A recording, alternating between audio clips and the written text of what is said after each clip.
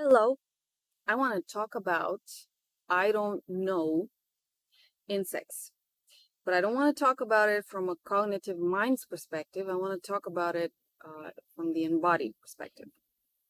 This is based on the work that I do with a coaching client, and I wrote a little bit about this in a post from last week on my Instagram page. I'll put the link.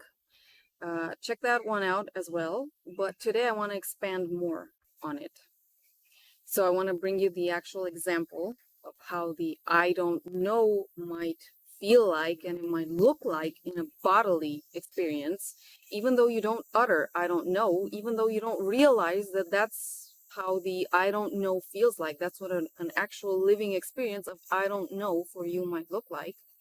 And then, yes, I'm going to invite you to consider why it's a good idea to get accustomed to it and when it might come up, because it's not just in a coaching process, it can come up in our daily lives a lot. So first of all, the experience. This was the fifth session that I was doing with a woman client, and we had gotten very familiar. There's a really beautiful bond between us there. She trusts the coaching a lot. She trusts our relationship a lot. She's very open to connecting with her body and explaining what she feels like, and doing small things. It's not extremely wild in terms of what we're doing, but it's extremely intense in how she feels into that process.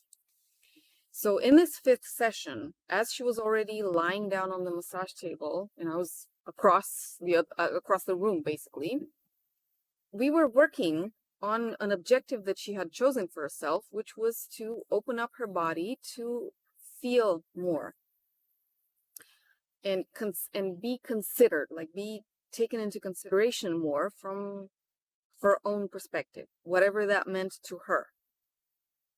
And as we were doing that, I asked, okay, how do you feel that you, Adrian, it's not her real name, I just gave you one.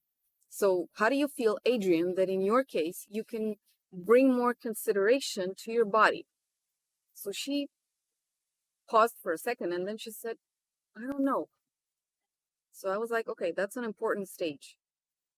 Is it okay for you to simply be with that I don't know? She said, yeah, I think so. So she sat them quietly, and then some solutions came up for her. So after you sit down with the I don't know, whether it's at a cognitive level or bodily level, it takes a little bit, and then you start, because you've relaxed, answers come up, or sensations, or whatever it is that you're working on. So she started bringing more and more answers, and I was like, wow, that's awesome. Apparently you do know. And then later on the session, I said to myself, I want to work more around this I don't know.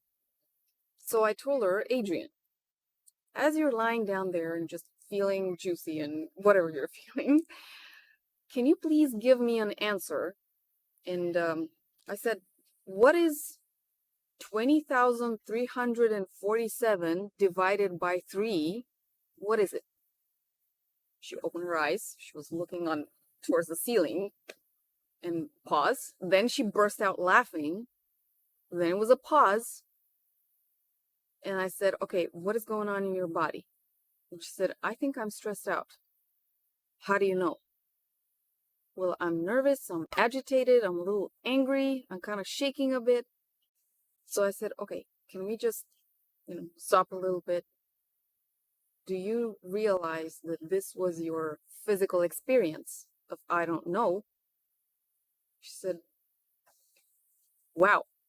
I said, yeah, I did not expect you to know the answer. Like divided in your mind, 20,347 by 3. I don't even know the answer, but that's okay. But whatever you felt like in your body, whatever happened to you, that was the actual experience of I don't know. And okay, she already knows her resources, resources meaning whatever brings her back into her body, back into a relaxed state and pleasurable state. So we use that. And for the video's purpose, it's breath work. There's a specific type of breathing that helps her relax and just, loosen up and come back into her body. So we use that. And later on, I said, okay, let's break down what happened. Everything that I just said, pausing, bursting out laughing, pausing again, and me asking her, okay, what's going on in your body, took less than 1 minute. It was super fast. That's how fast the I don't know. You don't even get to process it mentally that you actually don't know in that moment. So, luckily for her, this was a session. This was not having sex with with her lover. So it was easy to, work around it. And yes, granted, her lover, when they're having sex, he's not going to ask her to divide God knows what number by 3. And it's like, if they're not going to give you that kind of homework, but your lovers might actually propose something outlandish in that moment, or they might just do it out of a sudden or all of a sudden, and you might find yourself short circuited. Something happened and you don't know what that was, and you're taken out of your body into your mind. You open your eyes and you're freaking disconnected from your pleasure because it's something that you don't know. So, yeah, you got to be really good at least knowing yourself and relaxing yourself, bringing yourself back to your body. And not just back to your stressed out, freaked out, irritated, angry body, but also to relax it. That's what a skillful lover does. And it's not, I mean, the stakes here are not just for your sex life. Here's where I think this might also come into play. First of all, when you're meeting somebody, okay, you might meet somebody out there. Let's say you're single, and you meet this hot, amazing, incredible woman, or this really attractive dude or man or whatever, and you're just, you're all your relaxed, pleasurable self, and then all of a sudden you see this and you're like, oh, wow, because that's too much. So your system got you out of your relaxed state and you become alert. This is what a lot of people experience, and this is why a lot of shy people, they just basically at a somatic level, they come out of their body into their heads with all their thoughts, fears, beliefs, and all other judgments, whatever else comes up, and they're just stuck there. They're like, oh, what do I do now? Okay, that's one place where being accustomed to the process of I don't know might come in handy. And also, this is one situation where knowing whatever relaxes you comes super in handy, because I think that can make a difference between you successfully getting to at least say hello to that person and leaving hopefully a good impression, as opposed to you being freaked out and just, as if something was stuck up your ass, vagina, whatever, and you're this freaked out person. So, yeah, that's one place. Another one, if you're a parent and your kid comes up with a question like, Mom, what is uh, anal fisting? I'm just saying, there are many things. Like, your kids might come up with very crazy questions, like super crazy, not just, Mom, where do kids come from? No, no, no. Super freaky questions that you might, be short circuited as a parent. And you being short circuited and freaking out, you're actually transmitting that subconsciously or unconsciously to your kids. And I think the stakes here are twofolded. One is your kid is going to be freaked out to ask you questions in the future. And two, your kid is actually going to be freaked out a little bit about sex in a way, because you're a very important figure in their lives, and you're, you know, you get freaked out, you get out of your body into this tense state. And if you don't know how to relax yourself and just, sometimes just come up with the honest and obvious truth. I don't know right now. Why don't I look into it? So there's nothing unnatural about I don't know. What is kind of difficult is how you handle the I don't know process, your embodied process.